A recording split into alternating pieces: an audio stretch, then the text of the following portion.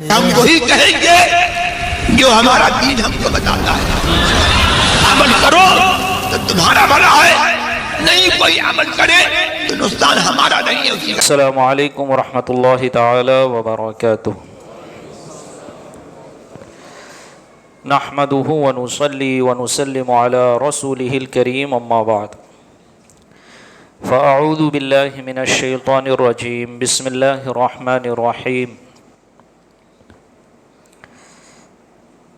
ان مثل عيسى عند الله كمثل آدم خلقه من تراب ثم قال له كن فيكون. قال الله تعالى في موضع آخر: ما كان محمد أبا أحد من رجالكم ولكن رسول الله وخاتم النبيين وكان الله بكل شيء عليما. صدق الله العلي العظيم وصدق رسوله النبي الأمين المتين الكريم ونحن على ذلك لمن الشاهدين والشاكرين والحمد لله رب العالمين. رب اشرح لي صدري ويسر لي امري واحلل عقدة من لساني يفقهوا قولي. ان الله وملائكته يصلون على النبي يا ايها الذين امنوا صلوا عليه وسلموا تسليما. اللهم صل على سيدنا مولانا محمد معدن الجود والكرم وآله وبارك وسلم.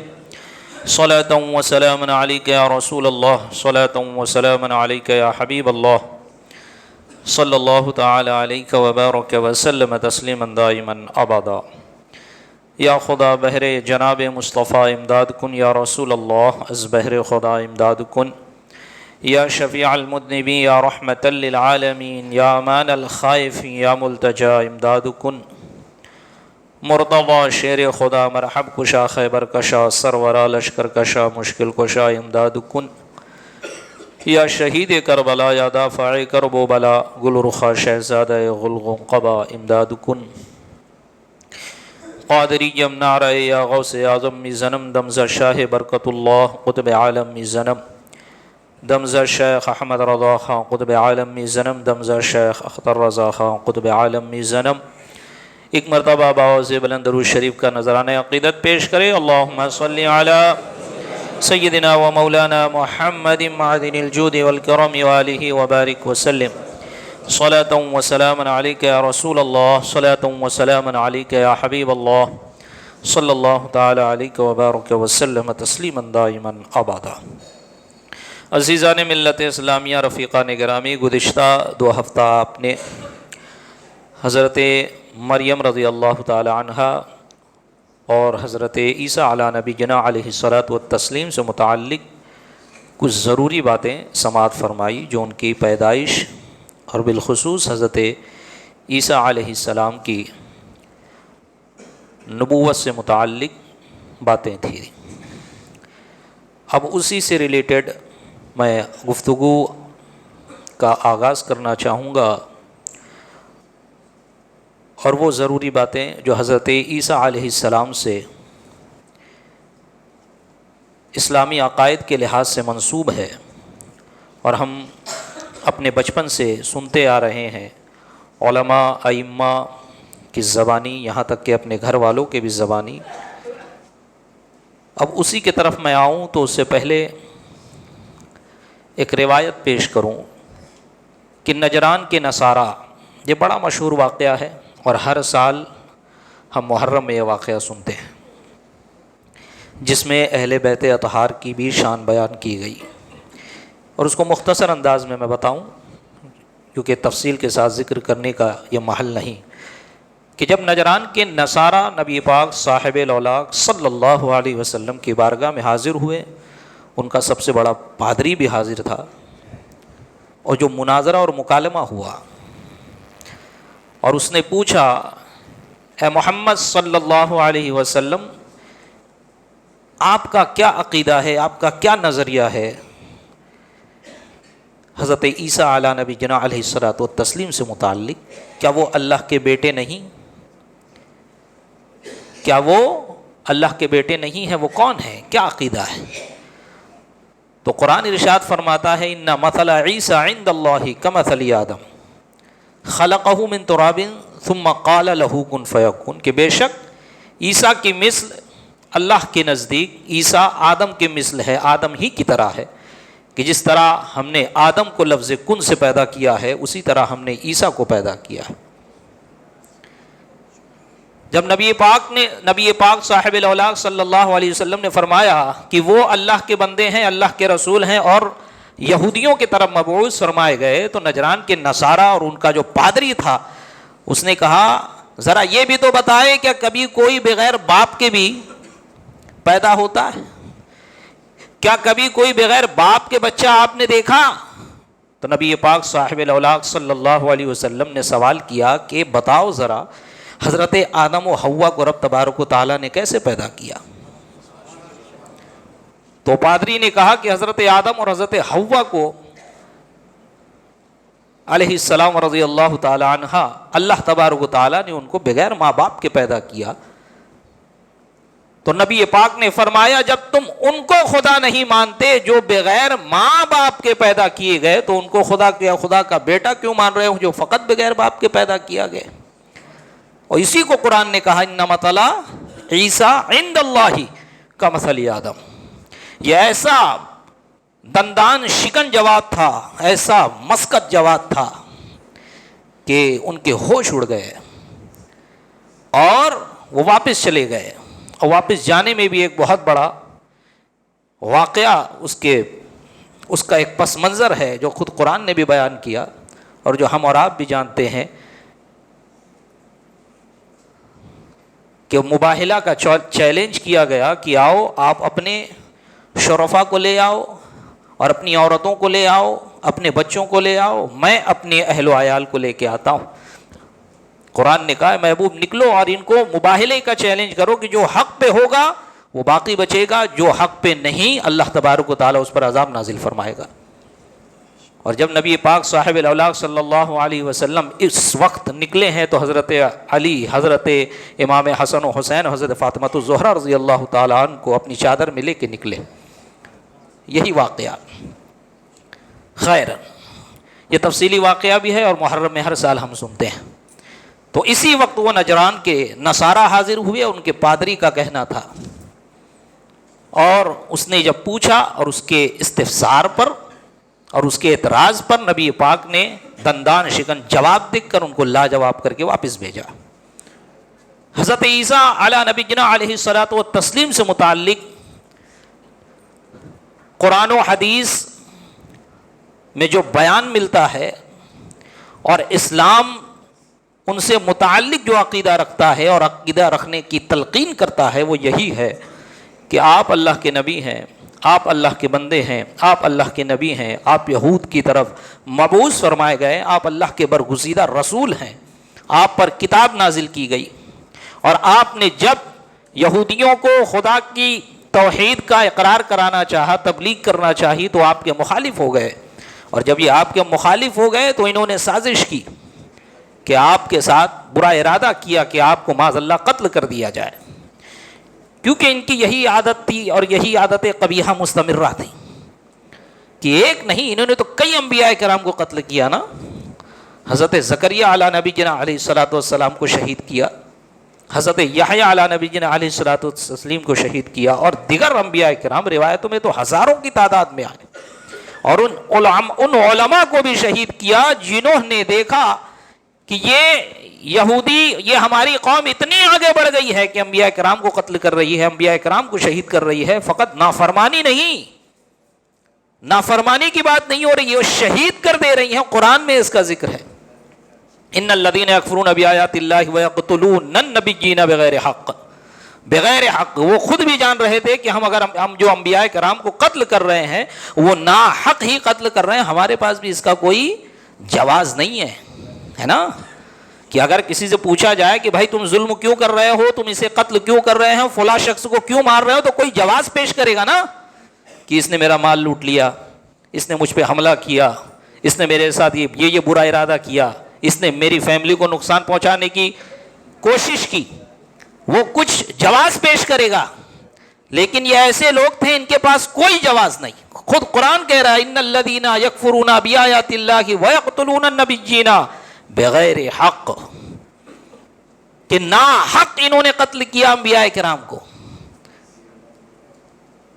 وَيَأْمُرُونَ النَّاسَ بِالْقِسْطِ، اور ان کو قتل کیا جو انہیں بھلائی کا حکم دیتے، عدل کا حکم دیتے، اچھی باتوں کا حکم دیتے. یہ کون؟ یہ علماء کرام.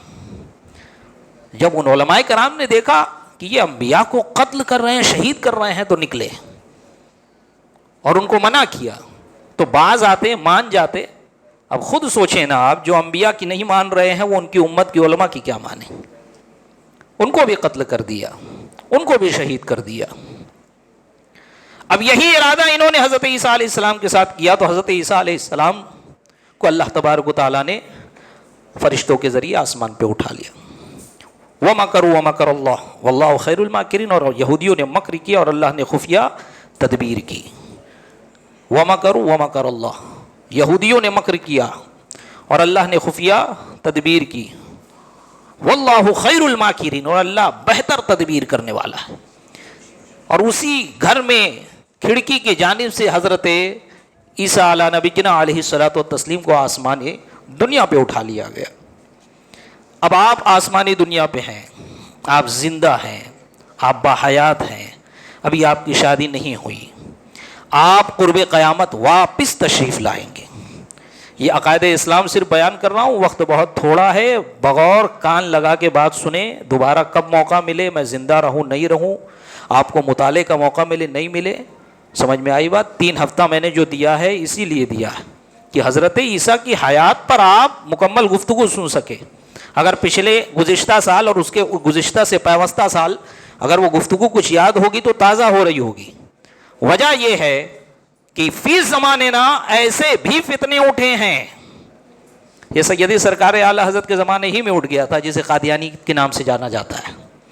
اور آپ کو بتاؤں، آپ کو خبر نہیں ہے، قادیانی آپ کے گھر تک پہنچ گئے، آپ کے پڑوس تک پہنچ گئے. یہ جتنے بھی ہیں، شکیل ابن حنیف ہو یا گوہر شاہی حیدرآباد والا ہو، یا یہ قادیانیوں کا خلیفہ جو لندن میں جا کے بیٹھا ہے، یہ سب کے سب حضرت عیسیٰ علیہ نبینا علیہ الصلوۃ والتسلیم کے حیات کے منکر ہے. یہ کہتے ہیں کہ حضرت عیسیٰ علیہ السلام معاذ اللہ انتقال کر گئے، حالانکہ قرآن شاہد اور احادیث متواترہ سے ثابت کہ حضرت عیسیٰ علیہ نبینا علیہ الصلوۃ والتسلیم آسمانی دنیا پر اٹھائے گئے ہیں اور قرب قیامت آپ کا نزول ہوگا اور امام مہدی کا ظہور ہوگا اور دجال کا خروج ہوگا اور آپ دجال کو قتل کریں گے انشاءاللہ. اس کے قریب میں آتا ہوں. تو یہ حضرت عیسیٰ علیہ السلام کو آسمانی دنیا پر اٹھا لیا گیا اور آپ آسمانی دنیا پہ ہیں. اور جب نبی پاک صاحب الاولاق صلی اللہ علیہ وسلم معراج میں تشریف لے گئے تو معراج میں نبی پاک کی ملاقات بھی ہوئی ہے نا. یہ بھی ہمارا عقیدہ الحمدللہ صحیح احادیث سے ثابت. اور مزید یہ کہ قرب قیامت حضرت عیسیٰ علیہ نبینا علیہ الصلوۃ والتسلیم دمشق کے مشرقی مینارہ پہ نازل ان کا نزول ہوگا. فجر کا وقت ہوگا، مسجد میں اقامت دی جا رہی ہوگی، اور جب آپ کا نزول ہوگا اور آپ مسجد میں تشریف لائیں گے تو اس وقت کے امام مصلی سے پیچھے ہٹیں گے. یہ احادیث کی روشنی میں ساری باتیں کہہ رہا ہوں. ساری کتب احادیث میں اس طرح کی روایت آپ کو مل جائے گی. کتاب الفتن، باب الفتن اٹھا کر دیکھیں، سب میں روایت مل جائے گی. جب امام پیچھے ہٹیں گے تو یہ حضرت عیسیٰ علیہ نبینا علیہ الصلوۃ والتسلیم کہیں گے نہیں، امام تم میں سے ہی کوئی ہو، کہ تمہارے ہی گروہ یا تمہاری ہی گروہ میں سے امام ہونا بہتر ہے، تم ہی امامت کرو. اور اس طرح امام مہدی کو آگے بڑھائیں گے. امام مہدی اس وقت مصلی پر نماز پڑھانے جا رہے ہوں گے، جب دیکھیں گے حضرت عیسیٰ علیہ نبینا علیہ الصلوۃ والتسلیم آ گئے تو آپ پیچھے ہٹیں گے اور حضرت عیسیٰ آپ کو آگے کریں گے. ٹھیک، یعنی امام مہدی ایک الگ شخصیت ہے، حضرت عیسیٰ ایک الگ شخصیت ہے. یہ شکیل ابن حنیف کے ماننے والے کہتے ہیں، جو آپ کے وکرولی توق بھی پہنچ گئے ہیں. میرے پاس پچھلے سال بھی لوگ آئے، اس سے پہلے بھی لوگ آئے، اور ہماری مسجد میں تو کوئی ایسا نہیں آیا. غالباً بڑی مسجد میں کوئی شخص آیا بھی تھا تو میں نے کانٹیکٹ کر کے وہاں کی ماجد بھائی وغیرہ سے بات بھی کی تھی. اور پھر جو بچے آئے تھے میں نے ان سے کہا کہ جا کے کمیٹی کو بولو کہ اتنے ناپاک لوگ مسجد میں کیسے آ رہے ہیں جو حضرت عیسیٰ کی حیات کا انکار کر رہے ہیں. اتنے ناپاک لوگ کیسے آ رہے ہیں جو ایک نبی پاک صلی اللہ علیہ وسلم کے بعد کسی جاہل کے نبوت کا اقرار کر رہے ہیں, جو یہ مانے کہ نبی پاک کے بعد کوئی نیا نبی پیدا ہو سکتا ہے, آ سکتا ہے, وہ کافر ہے. کیونکہ قرآن نے صاف فرما دیا, نبی پاک نے صاف فرما دیا, میرے بعد کوئی نبی نہیں آنے والا, میں خاتم النبیین ہوں, میرے اور قیامت میں اتنا ہی فاصلہ ہے. آپ نے ایک انگلی کے اشارے سے فرمایا اتنا فاصلہ ہے, یعنی 2 انگلیوں کے درمیان جتنا فاصلہ ہے نبی پاک کا آنا اور قیامت کا آنا. تمام امت کو فجر سے لے کر مغرب تک کا وقت دیا گیا, امت محمدیہ کو فقط عصر سے مغرب تک کا وقت دیا گیا. یہ قیامت کی علامت, یہ قیامت کی مثال بیان کی نبی پاک صلی اللہ علیہ وسلم نے. تو آپ کے بعد کوئی نبی نہیں آنے والا, اور ذرہ برابر اس میں کوئی کوتاہی نہیں, ذرہ برابر اس میں کوئی لغزش نہیں, کوئی نرمی نہیں. ارے نہیں, یہ ملا لوگ کا کام ہے, مولانا لوگ کا کام ہے, کیا ہو جائے گا ان کے ساتھ بیٹھ لیں گے, کیا ہو جائے گا ان کے ساتھ تعلق رکھ لیں گے. نبی پاک صاحب الاولاق صلی اللہ علیہ وسلم کے بعد کسی کو نبی ماننا, یہ معاذ اللہ ختم نبوت پہ ڈاکہ ڈالنا ہے. کیا بتاؤ پورے ہندوستان میں کسی کے اندر اتنی طاقت ہے کہ کوئی کرسی لگا کر بیٹھ جائے اور بولے کہ میں بھی اس ملک کا پرائم منسٹر ہوں, میں بھی اس ملک کا پی ایم ہوں, مجھے وہ سارے اختیارات دیے جائے جو پرائم منسٹر کو دیے جاتے ہیں؟ کوئی کر سکتا ہے؟ اس کو اٹھا کر جیل میں ڈال دیا جائے گا, اگر وہ سختی کرے گا تو پھانسی پر بھی اس کو لٹکا دیا جائے گا. کسی کو یہ اختیار نہیں. ذرا بتائیں, اگر کوئی وکرولی کا شخص ایک مشین نکال لے اور اس مشین میں نوٹ چھاپنے لگے اور کہے یہ میری نوٹ ہے, میں اس کو چلاؤں گا اور میں اس کو خرچ کروں گا, کیا گورنمنٹ اس کی اجازت دے گی؟ کیا گورنمنٹ اس کو قبول کرے گی؟ نہیں کرے گی. کیوں؟ اس لیے کہ گورنمنٹ جو نوٹ نکالے گی اور ملک کے رائے دہندگان یعنی ووٹ دینے والے جسے منتخب کریں گے وہ پرائم منسٹر بنے گا, اور گورنمنٹ جس کو اجازت دے گی, جس ٹھپا لگائے گی وہ نوٹ چلے گا. تو اللہ تعالیٰ نے جس کو منتخب کیا وہ نبی بنے, اور اللہ تعالیٰ نے جس کو نبی بنا دیا تو اب اس کے بعد کوئی نبی نہیں آنے والا. یہ نبی کوئی اپنے سے تھوڑی بن جاتا ہے معاذ اللہ. حضرت امام اعظم نے فرمایا کوئی شخص نبوت کا دعویٰ کرے اور کوئی مسلمان اس کو نبی جان کر یہ کہے کہ بھائی اپنے معجزے کا اظہار کرو, وہ فوراً کافر ہو جائے گا, فوراً کافر ہو جائے گا. کیوں؟ اس لیے کہ نبی پاک کے بعد کوئی دوسرا نبی نہیں آنے والا. حضرت عیسیٰ علیہ نبی جنہ علیہ الصلوۃ والتسلیم جب آپ کا نزول ہوگا, آپ جب مسجد میں داخل ہوں گے, امامت کے لیے امام مہدی سے فرمائیں گے کہ آپ امامت کریں, امام مہدی کی قیادت میں آپ نماز پڑھیں گے. کیونکہ احادیث کا مفہوم میں بیان کر رہا ہوں, حضرت عیسیٰ علیہ نبی جنہ علیہ الصلوۃ والتسلیم بحیثیت پیشوا آئیں گے, بحیثیت حاکم آئیں گے, بحیثیت امام آئیں گے, بحیثیت امام عادل آئیں گے. اور جب آپ آئیں گے اور اس کے بعد پوری دنیا میں عدل قائم ہو جائے گا. پوری امت جو اس وقت ہوگی آپ کے پیچھے نماز پڑھنے کے بعد نکلیں گے اور دجال سے مقابلہ کیا جائے گا. جہاں تک آپ کی سانس کی خوشبو جائے گی, آپ کی سانس کی خوشبو جیسے ہی دجال سونگے گا وہ پگھلنا شروع ہو جائے گا, جیسے نمک پگھلتا ہے, نمک پانی میں ڈالو کتنا اسپیڈ پگھلتا ہے. اور آپ کے سانس کی خوشبو کہاں تک جائے گی؟ تو نبی پاک نے فرمایا صلی اللہ علیہ وسلم کی حضرت عیسیٰ علیہ نبی جنہ علیہ الصلوۃ والتسلیم کی سانس کی خوشبو حد نگاہ تک جائے گی, جہاں تک آپ کی نظر پڑے گی وہاں تک آپ کی خوشبو جائے گی, جہاں تک آپ کی نظر پڑے گی. اور جیسے ہی آپ کو دیکھے گا دجال پگھلنا شروع ہو جائے گا, آپ اس کا پیچھا کریں گے اور اس کے پیٹھ میں نیزہ مار کے اس کو ہلاک کریں گے. سمجھ میں آئی بات؟ پھر اس کے بعد آپ جئیں گے, آپ رہیں گے, آپ شادی کریں گے, آپ کے بچے ہوں گے, اس کے بعد آپ کا انتقال ہوگا, مسلمانان اسلام آپ کی جنازے کی نماز پڑھیں گے, پوری دنیا میں عدل قائم ہو جائے گا, جہاد ختم ہو جائے گا, جزیہ ختم ہو جائے گا, خنزیر کو قتل کر دیا جائے گا, تمام یہود و نصارہ آپ پر ایمان لے آئیں گے, تمام یہود و نصارہ آپ پر ایمان لے آئیں گے. اور اس کے بعد یہ ماحول, اور ایسا ماحول ہوگا دنیا کا, ایسا عدل قائم ہوگا کہ اگر کہیں کسی کا مال پڑا بھی ہوگا یا کوئی مال پڑا ہوگا تو کوئی دوسرا اسے اٹھائے گا نہیں, کوئی دوسرا نہیں اٹھائے گا. یا یہ کہ کسی دوسرے کا مال کوئی نہیں ضبط کرے گا، نہ کوئی دوسرے کا مال ہلاک کرے گا. چھوٹے چھوٹے بچے سانپ کے ساتھ کھیلیں گے، شیر اور بکری ایک ساتھ پانی پئیں گے. یہ عالم ہوگا دنیا کا. یہ کب ہوگا؟ جب حضرت امام مہدی کے بعد حضرت عیسیٰ علیہ السلام آئیں گے، آپ کا نزول ہوگا اور یہاں پر آپ زندگی گزاریں گے. اگر کوئی کہے کہ معاذ اللہ حضرت عیسیٰ علیہ نبی جنا علیہ الصلوۃ والتسلیم وصال فرما گئے، تو اس کی باتوں پہ کان نہ دھرو. کوئی طرح طرح سے اعتراض کرے کہ مسلم شریف میں یہ آیا ہے، بخاری شریف میں یہ آیا ہے، بخاری کا تو نام ہی نہیں لیں گے، مسلم کی کوئی ایک روایت ہے اسی کو لے کر یہ، اور اس کی روایت کا بھی ایک ٹکڑا ہے اس کو لے کر یہ بڑا اڑتے ہیں. اتنی ہمت نہیں ہے کہ کسی عالم سے آ کر بات کر سکے. آپ دیکھیں کسی عالم سے بات بھی، کیونکہ سب کے سب جاہل ہوتے ہیں. وجہ کیا ہے آپ کو بتاؤں؟ ہمارے بھیونڈی میں بھی میں جب سنا بڑی تکلیف ہوئی، قادیانیوں کی مسجد تک بن گئی. میں نے پوچھا کیا وجہ ہے، یہ کیوں پھیل رہے ہیں؟ بولے یہ لوگ لوگوں کو بزنس دے رہے ہیں. کسی کو رکشہ خرید کے دے دیا، کسی کو ٹھیلا دے دیا کہ آلو بیچو پیسہ ہم دیں گے، کسی کا کوئی چھوٹا بزنس ڈال دیا. آج مسلمان ہو گیا ہے دنیا دار. دو پیسہ کمانے کے لیے وہ شریعت کہاں دیکھتا ہے؟ اسے یہ کہاں خیال رکھتا ہے، خیال ہوتا ہے کہ جو میں نوکری کر رہا ہوں، تجارت کر رہا ہوں، وہ حلال ہے کہ حرام ہے. اور اسی کو نبی پاک نے فرمایا کہ میری امت پہ ایک زمانہ وہ بھی آئے گا کہ بندہ یہ تک کہ نہیں سوچے گا کہ جو میں کما رہا ہوں کھا رہا ہوں وہ حلال ہے کہ حرام ہے. اب دیکھیں وہ زمانہ ہم اپنی آنکھوں سے دیکھ رہے ہیں.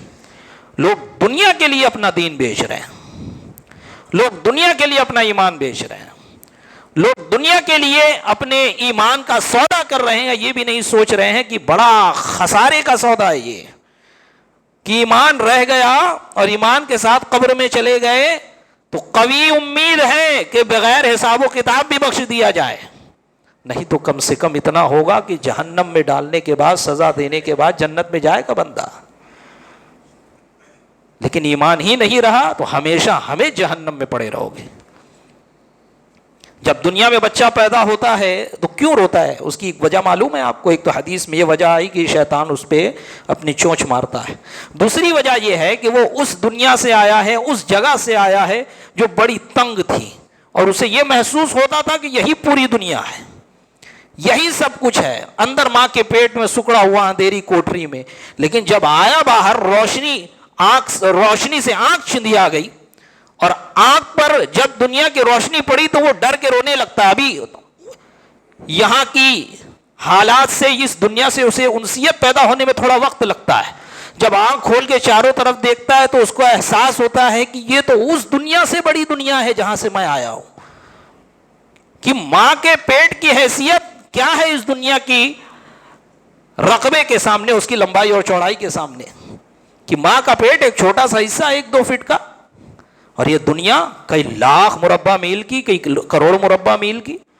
جب بندہ مرتا ہے اور مرنے کے بعد بالخصوص بندہ مومن قبر میں جاتا ہے تو اسے پریشانی ہوتی ہے. تو اس کی پریشانی بھی اسی طرح ہوتی ہے جس طرح بچہ پیدا ہونے کے بعد پریشان ہوتا ہے. اور جب بچے کی آنکھ کھل جاتی ہے، دنیا کا مشاہدہ کر لیتا ہے، تو حیران اور ششدر رہ جاتا ہے کہ جس دنیا سے میں آیا ہوں اس کے سامنے، اس دنیا کے سامنے اس کی کوئی حیثیت نہیں. اسی طرح جب بندہ مومن برزخ میں پہنچتا ہے تو برزخ کی دنیا اسے اتنی وسیع نظر آتی ہے کہ یہ دنیا اس کے سامنے ذرہ ناچیز کی حیثیت رکھتی ہے. اسی لیے فرمایا نبی پاک صلی اللہ علیہ وسلم نے کہ دنیا مومن کے لیے قید خانہ ہے. کیا مطلب؟ کہ یہ بڑی مختصر سی زندگی، یہ بڑی مختصر سی جگہ ہے. اور جب بندہ مومن انتقال کر جاتا ہے تو پورے عالم میں اس کی روح کو گردش کرنے کی اجازت دے دی جاتی ہے. اب وہ اپنے گھر بھی آ رہا ہے، دوسری جگہ بھی جا رہی ہے اس کی روح. یہ ساری باتیں حدیثوں سے ثابت ہے. میں کوئی اپنی طرف سے کوئی بات نہیں کہہ رہا، جلدی اس لیے کہہ رہا ہوں کہ یہ سب دلائل ہے، سب مغز ہے، یہ سب مکھن بیان کر رہا ہوں میں، کوئی لفاظی نہیں ہے. تو اتنی وسعت مرنے کے بعد کس کو ملے گی؟ بندہ مومن کو ملے گی، جو یہاں اپنے ایمان کی حفاظت کر لے جائے. ہم دنیا اور اپنے گھر بار اور اپنے بچوں کے فیوچر کے لیے اپنا ایمان برباد کر دیتے ہیں. ہم کو ذرہ برابر فکر نہیں ہوتی. آپ خود سوچیں نا، 40-45 کے بعد کیا حالت ہوتی، 50 کے بعد ذرا پیچھے مڑ کے دیکھیں تو آپ کو لگے گا میں نے دنیا ہی تو بنائی ہے، دین کے لیے میں نے کیا کیا. بڑے خوش نصیب ہوتے ہیں وہ لوگ، اللہ پہ بڑا فضل ہے کہ اس وقت بھی اگر ان کو احساس ہو جائے اور وہ اللہ کی طرف مڑ کر واپس آ جائے، یہ اللہ کا فضل۔ تو لہٰذا میرے بھائیوں، میرے بزرگوں اور میرے دوستوں، ایمان کو پہلے درجہ دو، دین کو پہلا درجہ دو، دنیا کو ثانی درجہ دو، اور دنیا کو اتنا ہی رکھو جتنا کہ یہاں پہ ہمارا حصہ ہے۔ اگر آپ کے رزق میں برکت ہے، آپ کے کام میں برکت ہے، آپ زیادہ کام کر لے جا رہے ہیں، زیادہ کام اور زیادہ پیسہ کما لے رہے ہیں اور ساتھ میں دین پر بھی عمل کر رہے ہیں، بہت اچھی بات ہے۔ جتنا کمائیں صدقہ خیرات بھی کرے، اپنے گھر والوں پہ یہ نیت سے صدقہ کا، یہ اس نیت سے خرچ کرے کہ صدقہ نافلہ ہے، ثواب ملے گا۔ اہلیہ کو کپڑا اس نیت سے دلائے کہ صدقہ نافلہ ہے۔ گھر والوں پر، اہل و عیال پر، والدین پر، بھائیوں پر، پڑوسیوں پر، احبا اور اقربا پر کی دعوتیں کرے اس نیت سے کہ ان کا دل خوش ہوگا تو اللہ ہمیں ثواب دے گا، اللہ خوش ہوگا، بہت اچھی بات ہے۔ لیکن یہ کرنا کہ فقط دنیا دنیا دنیا، کہ آخر عمر میں نماز پڑھ لوں گا، کس نے تجھے گارنٹی دی کہ تو اتنی لمبی زندگی تجھے ملے گی کہ آخر عمر میں تجھے نماز کی توفیق بھی ہو جائے گی؟ اولاً تو یہی کسی کو نہیں پتا نا کہ بندہ مرے گا کب، اور ثانیاً یہ نہیں پتا کہ اگر بچ بھی گیا تو نماز پڑھنے کے لائق بھی رہے گا کہ نہیں۔ اور یہ مسلمان سے خطاب کیا جا رہا ہے نا، کیوں؟